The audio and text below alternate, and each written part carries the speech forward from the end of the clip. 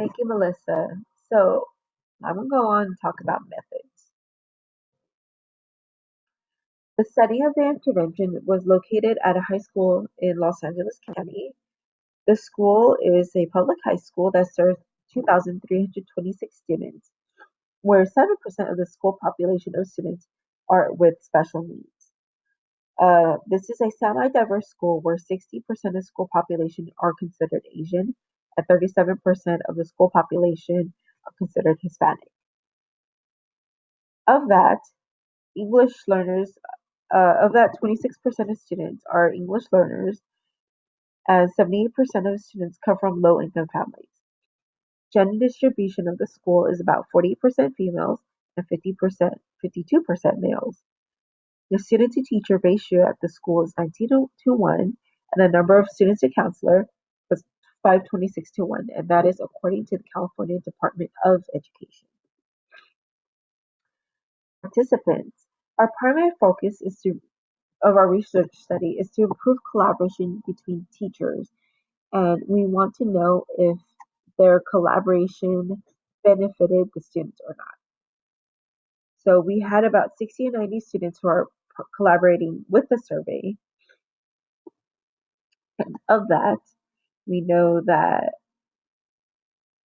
a lot of them scored proficient in English and some scored proficient in math. Proficiency in English is 76%, proficiency in math is 57%. Of that 75 students who volunteered to participate in the study, 32 come from English classes and 23 comes from math classes, 10 from history, and then 10 from science. All surveys were collected via Google Forms. Researcher B collected surveys from teachers who collaborated. Now, this includes special education teachers and general education teachers. All teachers were asked to be honest via Google Forms to show us with their responses. Of that 15 teachers who participated, 7 were special education teachers and 8 are general education teachers. Of the 8 general education teachers, 3 are from history, 2 are from English, 2 from math, and 1 are from science. Roles of the researchers. Our roles as teachers and researchers were to improve the collaboration between teachers to provide the best possible plan for all students to be successful. Both researchers observed on how students improved with the intervention plan and maintained the professional role of being a teacher. One researcher was a data expert, and the other researcher served as the intervention expert. Both researchers kept constant communication throughout all research and when discussing the results. Intervention plan. Many students in the study were failing because of the lack of collaboration. The plan for the intervention was to create a bridge meeting the general education teacher and the special education teacher as a single unit. This bridge was built through collaboration time, professional development days, and meeting days for both teachers to sit down and create their collaborative lesson plan or plans. We want them to be a team, like a partnership. Now, one of the interventions of two was to introduce both special and general education teachers and let them know what the roles are for both sides. A presentation was presented to the group of teachers, and time was given for all the teachers to debrief and discuss what their beliefs were on the roles of being the general education and special education teacher.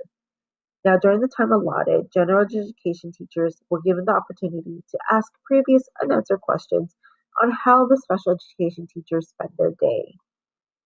Both teachers were introduced to a website that presents different learning disabilities for the teachers to understand how students are feeling when they're sitting in a collaboration class. This site is titled Through Your Child's Eyes, and you could you could access that through understood.org. That allowed teachers to personalize each student's disability to see, hear, and feel how the student feels like in the classroom on a daily basis when collaborating. All participants were given a copy of the presentation to review over and so they can modify their collaboration approaches. First, to do that, we looked at the initial responses on how the teachers felt about collaboration.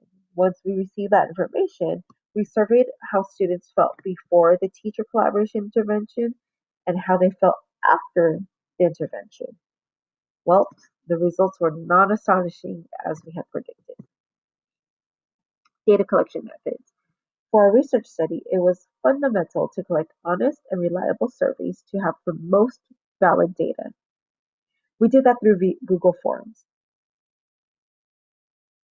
When collecting the surveys via Google Form, teachers and students provided genuine and honest answers that allowed us to compare how they felt initially and how actually everything turned out. We decided to use Google Forms because it's an easy way to collect data.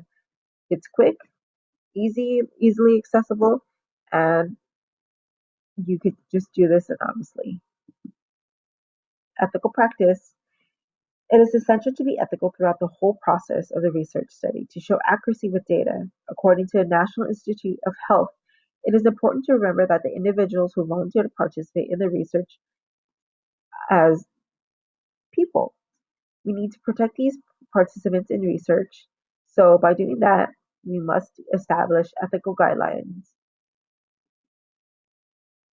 To increase validity, researcher A and B are credible, dependable, and confirmable.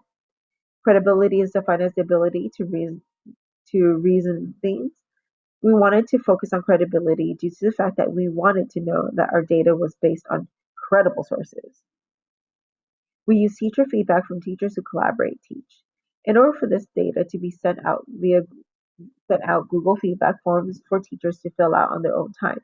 Dependability is defined as the type where results were collected from the research that is somewhat similar to other study results.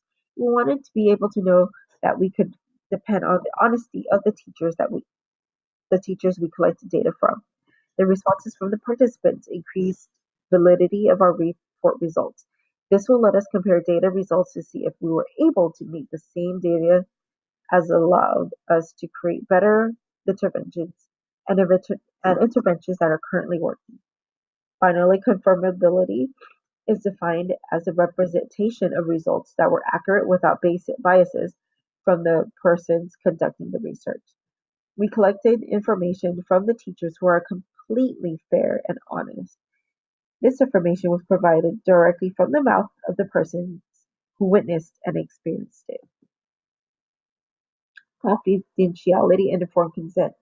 There was confidentiality throughout the whole process. Researchers had all participants sign a consent form. This form allowed them to be completely honest with us. Our high schoolers' parents signed a parental consent. This was given at the beginning of the study. All data were secure by various forms of passwords on Google Forms that only researcher A and B could access. At the end of the study, all data will be deleted for the protection of all participants. Now we're going to be talking about findings and discussions.